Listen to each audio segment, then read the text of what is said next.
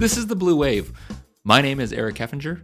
And I'm Sohan Manek. And we'll be your hosts. We live in Ohio. I live in Medina, Ohio. And I live in Cleveland, but I grew up in Medina, and Eric and I have known each other for about 15 years so far. Both of us are kind of political nerds, I guess. We talk about it in our spare time. We read the New York Times or Politico or whatever pops up in our news feeds to all the liberal media. All the liberal media, right? All the fake news, we suck it up.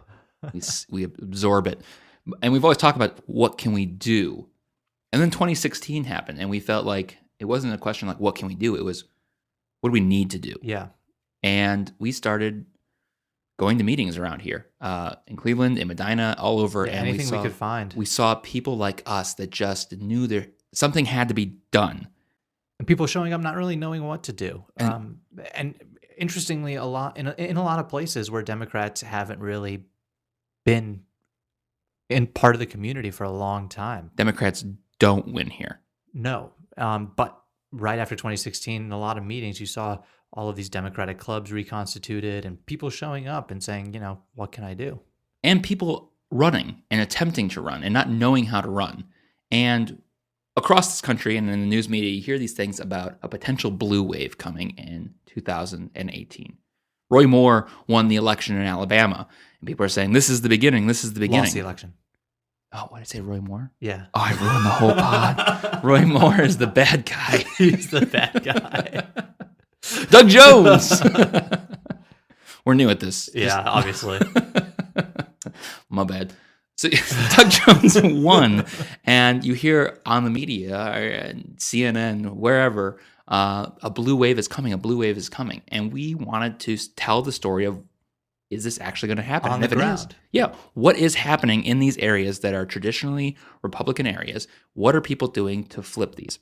So much like the campaigns that are happening around these areas that are very grassroots, very made up by new people that have never really been involved before, we decided to start this podcast. And talk to people in the community, people running, people involved in campaigns, and sort of seeing what's happening. A lot of the reasons is because Northeast Ohio really is the front lines of the backlash against 2016. There are so many communities and counties here that voted for Trump. And party identification matters, but not necessarily. People switch, and it's really has sort of that pulse of the nation and where Ohio always has, but Northeast Ohio. It's a swing state for a reason. Yeah. And I'm sure the rest of the country is sick and tired about hearing about Ohio in every presidential election. So we're going to bring them to you. So we're going to bring you straight to Ohio every other year and tell you what is happening here, because it is the craziest thing. This part of the country and other Midwestern states, the middle of America, do change their mind. It's not the coastal elites. It's not the South, though, excluding Alabama for this one election. Which is incredible. We change our minds here. And so the message of what it means to be a Democrat and what it's going to take to actually flip the House and possibly now the Senate, we're going to try to find it here by talking to the people that are voting. We're going to talk to the candidates. We're going to talk to the people that are working in these elections to do this. And something about the people here, I don't think there's any other place in this country that in such a short distance you can find so many different types of people.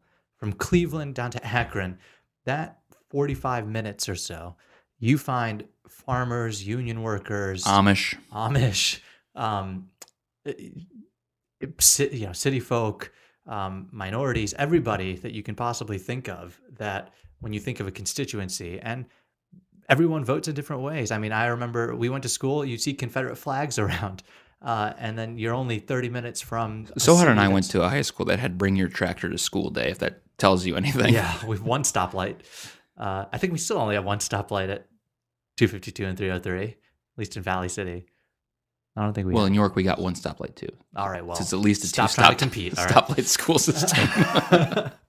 But it was a very rural area, and people had sort of that Southern identity, I think, in a lot of ways. But you're 30 minutes from Cleveland, which is sort of a liberal bastion, has been for a very long time with the unions and the community up there. So it is so diverse. And we thought once we started talking to people, we realized who knows what's going to happen in a year. It could really go in so many different directions. And we wanted to be at the grassroots and start talking to people and sort of see what's happening. So that's what this pod is going to be. It's going to grow as we grow and understand what's happening. We're going to talk to people here first, the people we know, people we went to high school with, people who's are parents of our friends, or people running for office, people we've just met. And we're going to see what they want to see done in this country so we can help this blue wave along, so that we can help educate each other and maybe you on what it takes to actually run for a national office, and hopefully, in the end, to make the best pod in the entire world Ever. Yeah, I mean, we're not experts, but Not at all. I just messed up that Roy Moore, oh man, Doug Jones. Trust me, it took us a while to set up the microphones when we first started. So tune in. Hopefully, we're going to do this as many as possible whenever we can. I mean, this isn't our full-time job, but we hope we can tell you the story of what's happening around here, because I tell you what, it is interesting and something is changing. And we really do believe that if a blue wave is going to happen, it's going to come right through here. Blue wave.